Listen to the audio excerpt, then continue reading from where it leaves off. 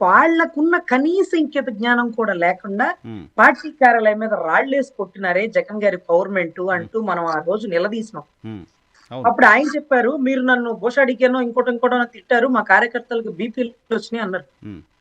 మీకు బీపీలొస్తే మీరు బీపీ బిళ్ళలేసుకోవాలి కానీ, మీరు కార్యాలయాన్ని ముట్టడి చేసి రాళ్ళేసి కొట్టి ఏం సందేశం ఇస్తున్నారు అంటూ మనం ప్రశ్నించాం. అవును. ఎందుకంటే యాస్ ఎన్ అడ్వొకేట్ అది ప్రజాస్వామ్య విరుద్ధం కాబట్టి. హ్మ్. ఎవరు చేసిన తప్పే అది. ఈరోజు హ్మ్. 10 అడుగులు ముందుకేసి హ్మ్. క్షమాపణ చెప్పిన వాడిని హ్మ్. అలా అనకుండా ఉండాల్సింది. హ్మ్. నా వయసుకు తగ్గ మాట కాదు. హ్మ్. అనుచితంగా వచ్చింది. వాళ్ళక్కడ నన్ను రెచ్చగొడితే అనింది గానీ, స్వయాన చంద్రబాబు గారు అనింది కాదు హ్మ్. అని హ్మ్. స్వయాన రాంబాబు గారు చెప్పడం జరిగిందండి. అవును. దారుణం ఏంటంటే, ఆ మాట చెప్పింది మనం అడిగితే కాదు. తనంతట తానే ఒక మీడియాని పిలిపించి బయటికి ఇంటికి రాగానే చెప్పి అవును. ఆఫీస్‌లోకి వెళ్ళిపోయారు. అవును. ఒకవేళ అరెస్ట్ అయితే చెప్పండి నేను నల్లపాడు పిఎస్‌కొస్తానన్నారు. అవును. ఇంత విధ్వంసం జరుగుతదని ఎవ్వరు ఎక్స్‌పెక్ట్ చేయలే. అరెస్ట్ చేస్తారు అనేది అందరికీ అందిన వార్త. అవును.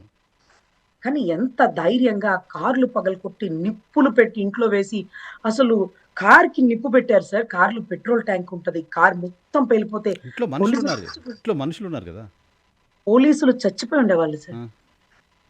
పోలీసులు ప్రాణాలకు తెగించి దాన్ని ఆర్పే ప్రయత్నం చేస్తున్నారు. హ్మ్. తగలబెట్టే ప్రయత్నం ఇంకొకళ్ళు చేస్తున్నారు. హ్మ్. వాళ్ళ మాట అసలు వినట్లేదు సార్. హ్మ్. హ్మ్. హ్మ్. హ్మ్. పోలీసులు ఫెయిల్ అయ్యారు అనే దానికంటే పోలీసుల మీద వీళ్ళు పెత్తనం చేస్తున్నారు అంటే పాపం వాళ్ళు కూడా ఊపిరి పీల్చుకుంటారు. హ్మ్. అందరూ మమ్మల్నే అంటున్నారు మేడం. మాదేమన్నా ఉందా? హ్మ్. మమ్మల్ని ఏమన్నా చేయనిస్తారా? హ్మ్.